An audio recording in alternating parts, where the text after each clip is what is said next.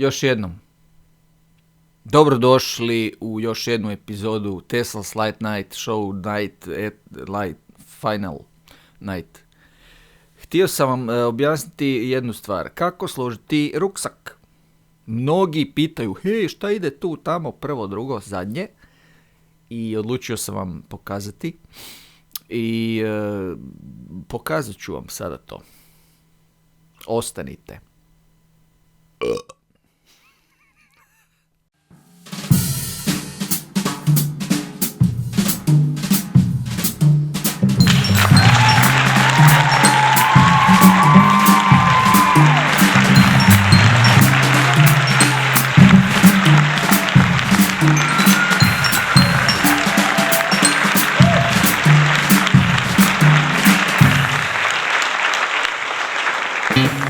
Ok, za početak mali uvodnik. Dakle, ruksak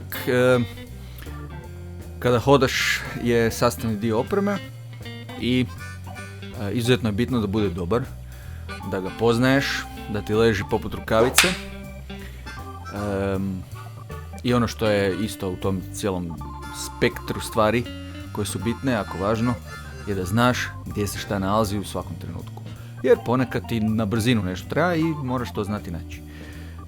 Nejedno mi se dogodilo da sam izgubio stvari u ruksaku i onda bi ih našao nakon 2 tjedna hodanja. Evo ga, mislim da sam ga izgubio negdje, kad evo ga na dnu negdje se sakrilo nešto što sam stavio, onako evo nek bude sad tu i na kraju zaboravio. Tako da, dosta je važno znati gdje si šta stavio, ima točni raspored, tako da ja sad u glavi kad god me neko, evo da me neko pita gdje ti stoji nožić, znam gdje mi stoji nož, da me pita gdje je vreća za spavanje, naravno da znam, da me pita gdje su slušalice za slušat glazbu, znam i to, gdje je za kopanje rupica, metlica, lopatica, znam i to, znači znam apsolutno sve u svakom trenutku, znam gdje mi se šta nalazi. Uglavnom cijeli ruksak pretumbam i ujutro kad se slažem, onda definitivno moram na brzinu sve složiti. I ono što sam definitivno usavršio je slaganje ruksaka u velikoj brzini. Znači meni ujutro kad se probudim i kažem ok, sad krećem, treba mi nekakvih 25 minuta da složim sve do zadnje stvari i da krenem. Kampirao sam s mnogo hajkera tokom godina i mogu zaključiti da sam uvijek bio najbrži. Uvijek bi se prvi spremio, prvi otišao jer ne da mi se čekati. Nađemo se kasnije, tako da ono što sam primijetio kod drugih hajkera je da su ekstra spori ujutro. Neki su turbo spori, znači treba im sat vremena da se spreme, možda čak i više. Meni je uvijek nekako bilo najkraće vremenski da se složim i da krenem. To je možda zašto sam po horoskopu djevica, pa volim se savršeno točno gdje da bude. Pedancija prašina. U svakom slučaju prionimo.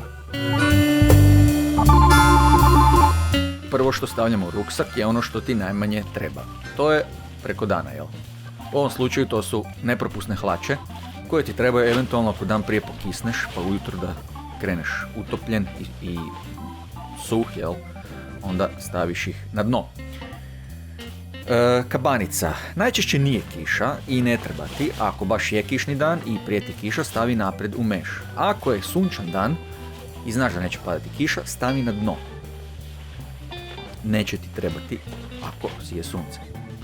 Osnovna prva stvar koja ide zapravo u ruksak je vreća za spavanje. Ona ti preko dana ne treba i stavljaš ju na dno ruksaka. Ona je baza za sve i nosi sve. Ako trebaš i doći do kabanice, naprijed postoji ziper i možeš otvoriti dno ruksaka i izvući samu kabanicu. Zatim, tu je podložak za spavanje koji ubaciš u rupice, u rupu, prazni prostor koji još ima vreća oko sebe.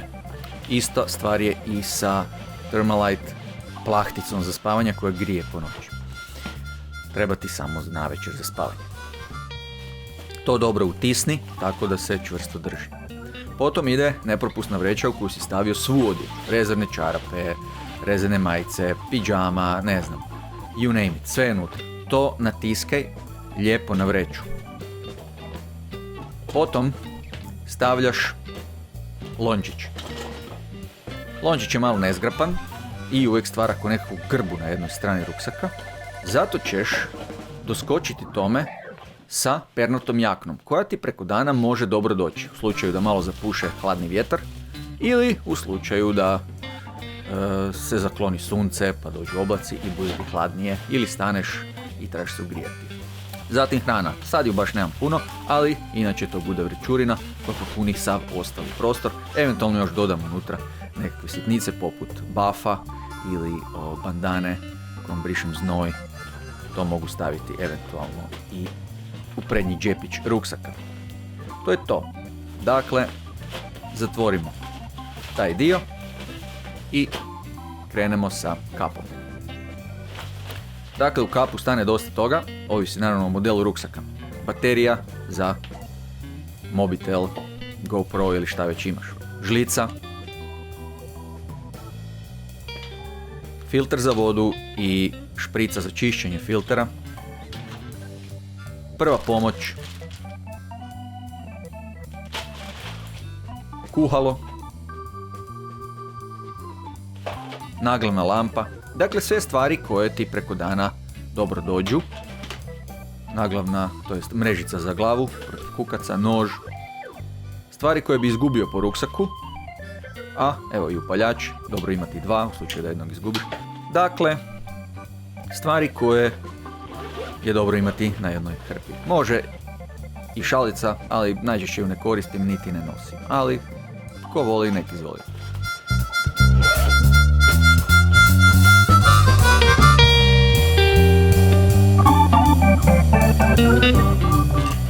WC papir i lopaticu za kopanje rupa obavezno imajte na dohvat ruke.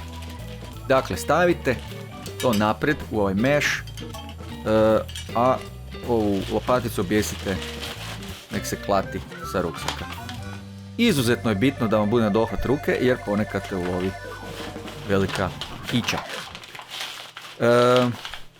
Bladders mjehuri za vodu. Ako trebaš puno vode, jedan ide svakako naprijed, a dva sa strane, odnosno mogu se koristiti i boce za vodu. Dakle, jedan sa lijeve, drugi sa desne strane. Voda mora biti na dohvat ruke.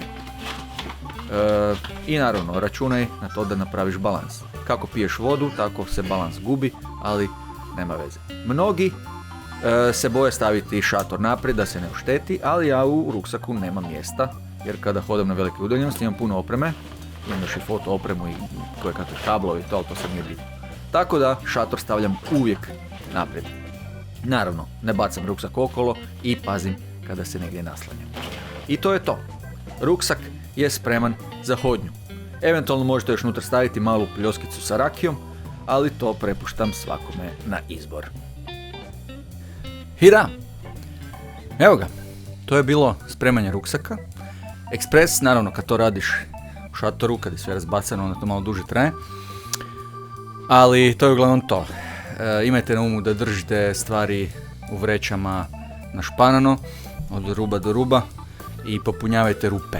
Popunjavajte rupe sa manjim stvarima, kako ne bi dolazilo do nekih ulegnuća i eventualno nekih pomicanja nepoželjnih stvari tokom hodnje. Eto, to je to. Srdačan pozdrav iz karantene i izolacije, kako se to zove? Ono, kad ne smiješ, kao, ne ideš van jer ne su rekli da ne. Pa eto, ništa, srdačan pozdrav još jednom i vidimo se u nekoj drugoj epizodi Tesla's Night Show, Right Show. Pozdrav!